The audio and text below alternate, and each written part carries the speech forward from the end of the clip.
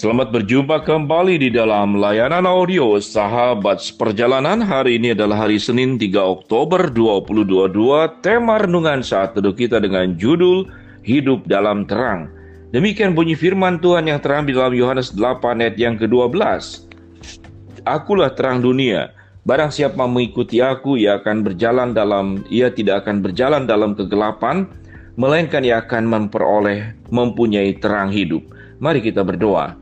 Bapa dalam surga, kami bersyukur kami terus menjalani hidup kami yang semakin dekat dengan Tuhan, hidup yang semakin benar dengan Tuhan, dan hidup yang penuh dengan terang yang berasal daripada Tuhan.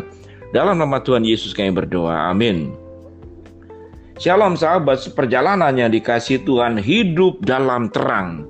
Sahabat seperjalanan, kita tahu cahaya terang itu adalah sesuatu yang sangat mahal di zaman terdahulu. Tatkala listrik belum kemudian menjadi sebuah teknologi kemajuan seperti yang kita rasakan sekarang. Maka mereka-mereka yang hidup di zaman terdahulu hanya mengandalkan sinar bulan untuk bisa menerangi pada malam hari. Kemudian menemukan api, dan api itu kemudian menjadi cahaya di malam hari. Sehingga menghayati betapa susahnya, betapa beratnya, dan betapa sulitnya hidup tatkala ada dalam kegelapan. Demikian juga sahabat perjalanan yang mengalami saat ini. Kalau tiba-tiba listrik yang di rumah kita tiba-tiba mati dan gelap gulita, kita baru merasakan seberapa penting cahaya itu untuk menolong kehidupan kita. Dan firman Tuhan menggambarkan tentang siapa dirinya di dalam diri Kristus Yesus dengan menyebut dirinya adalah akulah terang dunia.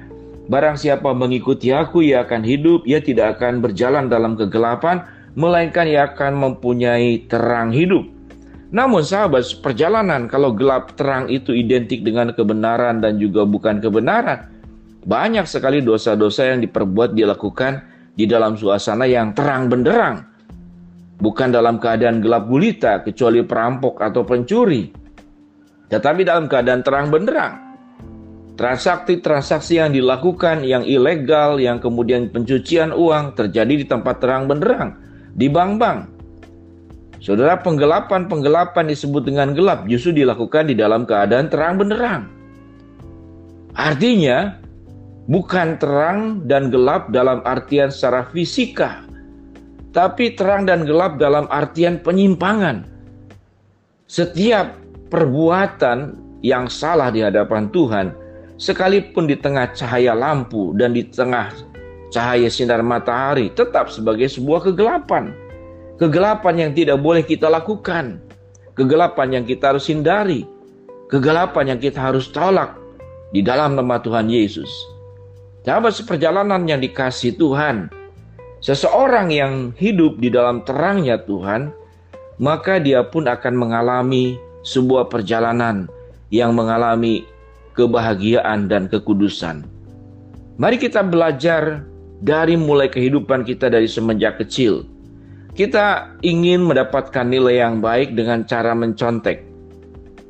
Tatkala kita tidak ketahuan, sekali dua kali nilai kita bagus. Namun saat sekarang sulit. Mengapa? Karena sekarang kelas-kelas di sekolah itu pakai CCTV. Jadi artinya tatkala ujian, guru bisa meninggalkan kelas, CCTV yang mengamati. Ada di bagian belakang atau depan, maka itu akan terlihat. Tidak ada yang bisa tersembunyi. Itu CCTV. Banyak sekali kejahatan-kejahatan yang dilakukan di dalam kegelapan tertangkap oleh CCTV yang punya katakanlah kemampuan untuk melihat juga dalam kegelapan dengan CCTV tertentu. Nah, kalau kita melihat siapakah sebetulnya CCTV kehidupan kita sewaktu kita hidup dalam kegelapan, yaitu Tuhan sendiri. Dalam Pemazmur dikatakan Allah yang maha tahu. Engkau tidak bisa bersembunyi kemanapun engkau ada. Engkau akan masuk ke dalam lubang yang paling dalam, Tuhan ada. Engkau akan pergi ke ujung lautan, Tuhan ada di sana. Engkau akan berada di tempat-tempat tersembunyi yang orang lain tidak tahu, Tuhan pun ada di sana. Jadi apa sebetulnya perbuatan kegelapan yang bisa tersembunyi? Tidak ada yang bisa tersembunyi. Di depan manusia mungkin kita bisa sembunyikan, namun di hadapan Tuhan tidak ada yang tersembunyi. Seorang komedian Indonesia yang berkata, siapa itu koruptor? Koruptor itu bukan yang melakukan korupsi. Itu belum disebut koruptor. Tapi koruptor itu adalah yang tertangkap karena melakukan korupsi. Selama belum tertangkap, dia belum disebut koruptor.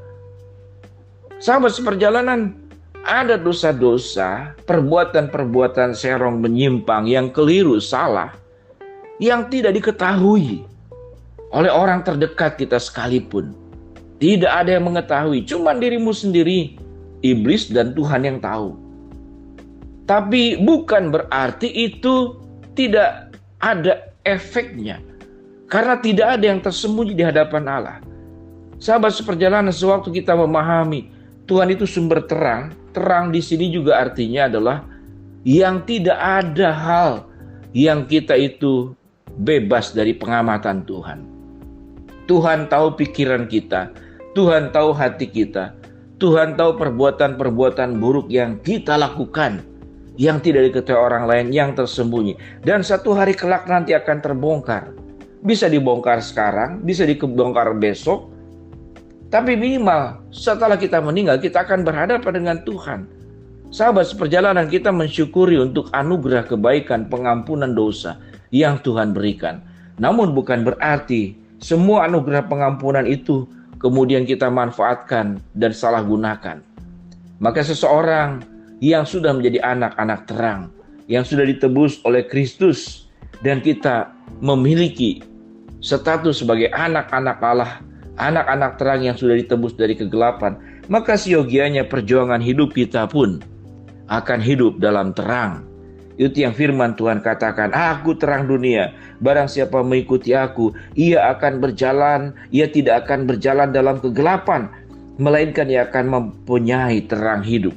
Mari sahabat seperjalanan, hidup dalam terang itu pada dasarnya adalah membuat kita sebagai orang-orang merdeka dan bukan yang diperbudak. Hidup dalam terang dan hidup dalam kebenaran, tidak ke dalam keberdosaan, itu akan membahagiakan hidup kita. Saudara-saudara yang terkasih dalam Tuhan, sewaktu kita hidup menjalankan yang benar sekalipun itu sulit, maka ada kebahagiaan, ada sukacita dalam hidup kita. Bagi mereka yang kemudian tidak melakukan dan terbiasa hidup dalam kegelapan, sulit merasakan sukacita karena dia belum pernah mengalaminya. Namun sewaktu sahabat seperjalanan melakukan berulang-ulang, menghindari kehidupan dalam kegelapan dengan segala dimensinya, dengan segala ragam perbuatannya, dan kita hidup dalam terang dan melakukan perbuatan-perbuatan terang, maka kebahagiaan itu akan menjadi milik setiap sahabat seperjalanan. Sulit untuk dijelaskan, tapi akan mudah dirasakan sewaktu kita melakukannya. Mari sahabat seperjalanan, kita hidup dalam terang, hidup di dalam kebenaran, dan hidup di dalam kekudusan, sehingga Tuhan dimuliakan lewat hidup kita. Mari kita berdoa. Bapa dalam surga, terima kasih buat tuntunan firman Allah agar setelah kami ditebus sebagai anak-anak terang, hidup kami pun hidup sebagai anak-anak terang dan tidak melakukan perbuatan-perbuatan kegelapan.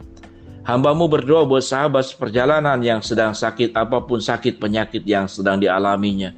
Kami mohonkan Tuhan yang menjamah dan menyembuhkan. Hamba-Mu berdoa buat sahabat seperjalanan yang sedang menghadapi masalah, apapun bentuk persoalan yang sedang dihadapinya. Tuhan bukakan jalan. Buat sahabat seperjalanan yang memiliki permohonan di dalam doanya, biarlah Tuhan akan mengabulkan dengan cara waktu dan juga sesuai dengan kehendak-Mu, sehingga apa yang kami mintakan Tuhan yang mengabulkan. Di dalam nama Tuhan Yesus kami berdoa, amin. Shalom sahabat seperjalanan, selamat berjuang dan hidup di dalam terang bersama dengan Tuhan. Amin.